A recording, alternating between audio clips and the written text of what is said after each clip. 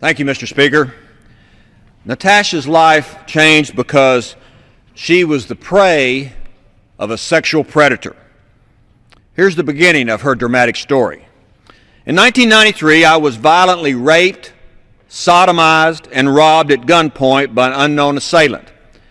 When I escaped and thankfully found myself in my apartment, my roommate insisted that I go to the hospital.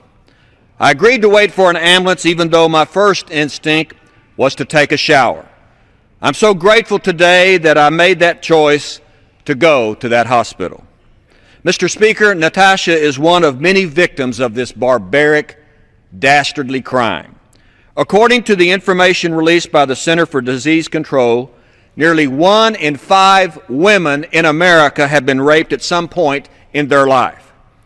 As both a former prosecutor and a judge in Texas, I was involved with the criminal trials of rape cases for 30 years. I learned firsthand the devastation that sexual assault victims experience, and I understand and learn that sexual assault does not just physically harm the victim, it harms their entire being, both physically, emotionally, and mentally, and a pain sometimes lasts forever. Mr. Speaker, rapists try to steal the soul of their victims, and they try to destroy the self-worth of victims, and sometimes they do. One of the most critical pieces of evidence for rape trials is the rape kit, a tool that gathers forensic evidence, including DNA evidence, to link the rapist to the crime. But unfortunately, rape kits often languish in evidence rooms across the United States, some untested for years, some discarded before ever being tested, and some gather dust so long that the statute of limitations on the crime of rape has expired and the criminal can never be prosecuted. This ought not to be. Mr. Speaker, Natasha'S story did not end in that cold hospital examination room. She says further, 10 years later, in 2003, I received a call from the New York City District Attorney's Office. My rape kit, which unbeknownst to me had been sitting on a shelf for 10 years, had at last been finally processed. I had long since reconciled the fact that my perpetrator would never be held accountable for his actions. But now there was hope.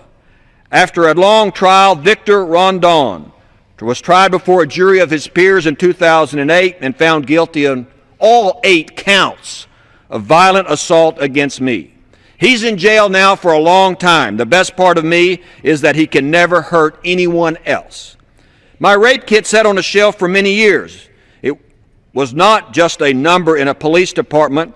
My rape kit was me, a human being. Every rape kit that sits on the shelf somewhere is a human being.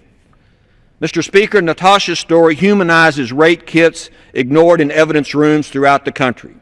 Victims of sexual assault deserve justice, and their perpetrators deserve to be punished by courts and juries in America.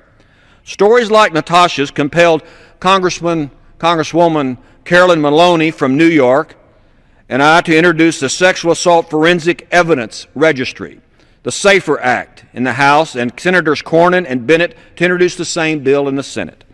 This bill would allow existing funds to be used to provide grants to states and localities to audit their rape kit backlog, and also would call upon the Attorney General to create an internet-based rape kit registry for sexual assault evidence testing. Estimates of untested rape kits are as high as 400,000 in America, according to Human Rights Watch. And according to the DOJ's National Institute of Justice, 43% of the nation's law enforcement agencies don't even have a computerized system to track forensic evidence, either in their inventory or after it is sent to a crime lab. The SAFER Act would allow criminal evidence to be prosecuted and processed, and these do-bads to be held accountable for their dastardly deeds. Mr. Speaker, the insensitive say there's no money for these exams, these rape kit testing. Well, Congress needs to find the money. Maybe instead of sending money to foreign countries to help them, keep some of that money in America to help American rape victims like Natasha. Help them get justice. Because, Mr. Speaker, justice is what we do in America, and that's just the way it is.